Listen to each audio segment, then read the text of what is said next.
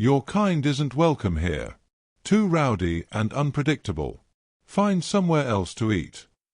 The restaurant manager crossed her arms and blocked the entrance, staring down at the quiet man in worn jeans and a faded jacket. Her name tag read Sandra, and her voice carried the authority of someone who thought she controlled more than she actually did. "If you believe veterans deserve respect, not suspicion, type honor below." Thomas Mitchell stood there for a moment, processing what had just happened. At 62, he had seen enough of the world to know that some battles weren't worth fighting. But this one felt different. This one cut deep. He had driven 40 miles from his small apartment just to visit this diner. Not because the food was special, but because today marked the anniversary. 25 years ago, he had crawled through enemy fire in Somalia to pull 3 wounded soldiers to safety. The memory still woke him up some nights, but it also reminded him why he kept going. Thomas looked down at his clothes. Sure, his jacket was old and his boots had seen better days. His disability check didn't leave much room for fancy clothing. But he was clean, respectful, and had every right to eat wherever he chose. "I just want to have a quiet meal," Thomas said, his voice steady and calm. "I'm not here to cause any trouble." Sandra rolled her eyes. "That's what they all say. Then you start drinking and fighting and scaring away my good customers. I've seen your type before." The words hit Thomas like a physical blow. His type. As if every veteran was the same. As if the nightmares and struggles that some faced somehow defined them all. As if his 22 years of military service meant nothing. Behind Sandra, other diners had started to notice the commotion. Some looked uncomfortable, others seemed curious about the drama unfolding at the front door. Thomas felt their eyes on him and remembered another time, another place, when people had stared at him differently. He thought about the medal hidden in his dresser drawer at home. The Purple Heart he had never displayed because it felt like showing off. The commendation letters he kept in a box because they belonged to a different version of himself. The version who had jumped into enemy fire without thinking twice. "I understand your concerns," Thomas said, still keeping his voice level. "But I'm just one person looking for a meal. I have money to pay, and I promise I won't cause any problems." Sandra's expression hardened. "Look, I don't have time for this. You people always have excuses and sob stories. The answer is no. Go find a soup kitchen or something." The restaurant had gone quiet now. Conversations stopped.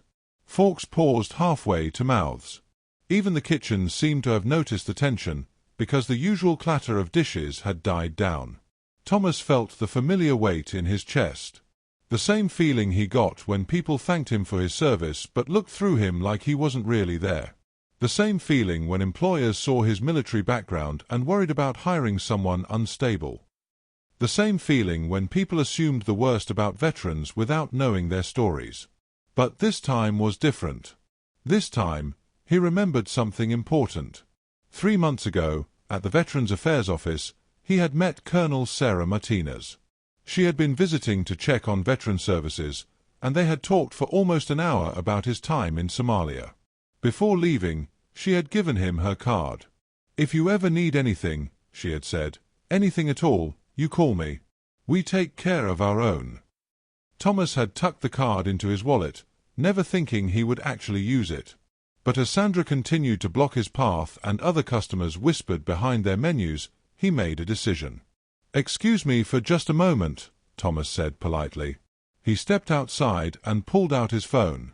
The number rang twice before a familiar voice answered. "Colonel Martinez." "Colonel, this is Thomas Mitchell. We met at the VA office a few months back. I'm sorry to bother you, but I'm having a situation at Romano's diner on Highway 9. The manager is refusing to serve me because I'm a veteran." There was a pause.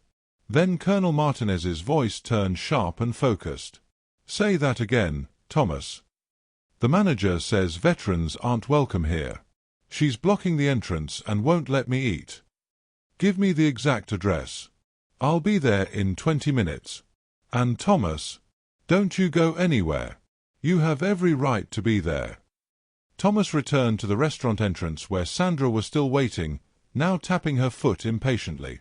"Done with your phone call?" she asked sarcastically. "Because I told you, we're not serving you today." "I'll wait right here," Thomas said simply.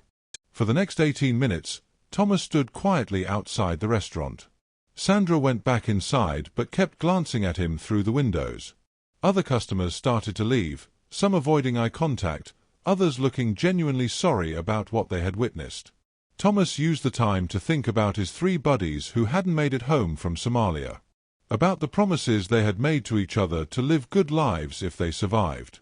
About the country they had served and whether it had room for people like him. Then he heard the vehicles. 3 black SUVs pulled into the parking lot, moving with military precision.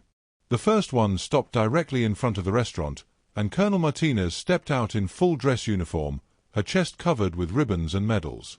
Behind her came Lieutenant Colonel James Rodriguez and Major Patricia Wong, both in uniform as well. If you've ever seen justice arrive in person, type never forget. The restaurant door chimed as Colonel Martinez entered, her presence immediately commanding the attention of everyone inside. Sandra appeared from behind the counter, her confident demeanor already starting to crack. "Are you the manager who refused service to Sergeant Major Thomas Mitchell?" Colonel Martinez's voice carried the authority of someone who had commanded thousands of troops. Sandra's face went pale. There was a misunderstanding. We have policies about..." "About what, exactly?" Lieutenant Colonel Rodriguez stepped forward. "About not serving veterans. About discriminating against people who served their country." The restaurant was completely silent now. Every customer, every employee, every person within 50 feet could feel the weight of what was happening. "Sergeant Major Mitchell," Colonel Martinez turned to Thomas, "would you please tell these people who you are?" Thomas felt uncomfortable with the attention, but he spoke clearly. "I served 22 years in the United States Army. 3 tours in Afghanistan, 2 in Iraq, 1 in Somalia." Major Wong opened a folder she had been carrying. "Sergeant Major Mitchell received the Distinguished Service Cross for extraordinary heroism in Somalia. He saved the lives of 3 soldiers under heavy enemy fire, sustaining serious injuries in the process. He also received 2 Purple Hearts, a Bronze Star with Valor, and a Combat Infantry Badge." Sandra was now visibly shaking. Other customers had started to stand up, some taking out their phones to record what was happening. "But more importantly," Colonel Martinez continued, "he's a man who served his country with honor and deserves to be treated with dignity wherever he goes. Instead, he was told that his kind wasn't welcome here." The owner of the restaurant came rushing out from the back office, having heard the commotion. "Colonel, I'm so sorry. This doesn't represent our values at all. Sandra, what have you done?" Sandra tried to speak, but no words came out. She looked around the restaurant at all the faces staring at her, at the phones recording her humiliation, at the 3 military officers who had driven across the state to defend one quiet veteran. "Sergeant Major Mitchell," the owner approached Thomas with obvious respect, "I am deeply sorry for how you were treated. This will never happen again. Sandra, you're terminated immediately. Please turn in your name tag and leave." Colonel Martinez wasn't finished. "This restaurant will implement immediate training for all staff about veteran services and discrimination. You'll also donate $5,000 to the local Veterans of Foreign Wars chapter. And Sergeant Major Mitchell will eat here free for life." Thomas tried to protest the special treatment, but Colonel Martinez held up her hand. "You earned this, Thomas. You earned respect a long time ago." As Sandra gathered her things and left in shame, other customers began to approach Thomas. An elderly woman shook his hand and thanked him for his service. A young father brought his son over to meet a real hero. The waitresses competed to take his order. Colonel Martinez and her officers stayed for an hour, sharing stories and making sure Thomas felt welcomed. Before leaving, she addressed the entire restaurant. "This man represents the best of America. He put his life on the line for strangers, and he did it without asking for anything in return. The least we can do is treat him with the respect he deserves." Thomas finally got his quiet meal, though it ended up being anything but quiet. Person after person stopped by his table to shake his hand, to apologize for what had happened, to thank him for his service. The owner refused to let him pay and insisted on boxing up enough food to last him several days. Word of the incident spread quickly through social media. Videos of Colonel Martinez defending Thomas went viral, shared by millions of people who were outraged by the discrimination and inspired by the show of military brotherhood. The restaurant implemented the promised changes and became known as one of the most veteran-friendly establishments in the state.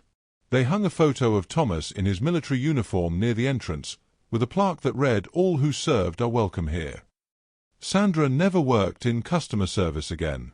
The incident followed her online, a reminder that actions have consequences and that some people are protected by bonds stronger than she had ever understood.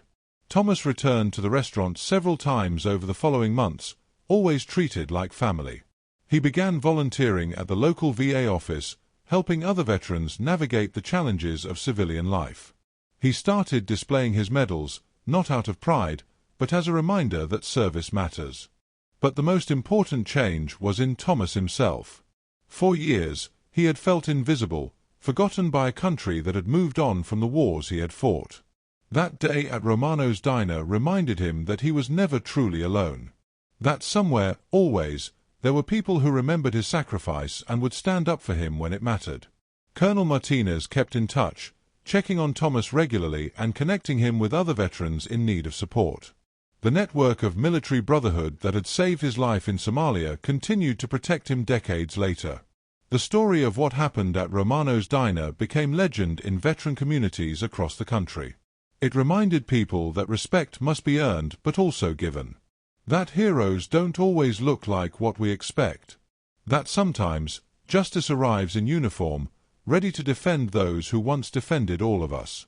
Thomas kept Colonel Martinez's card in his wallet, but he never needed to use it again. Word had spread through his community about what happened to people who disrespected veterans. More importantly, Thomas had remembered something he had forgotten. He was worthy of respect, not because of his medals or his service record, but because he was a human being who had given his best to something bigger than himself. If you believe that veterans deserve respect and support, not just on holidays but every day, subscribe to our channel. If you think that standing up for those who served is everyone's responsibility, type honor in the comments below. And remember, the next time you see someone who looks down on their luck, you might be looking at a hero who just needs someone to remember their worth.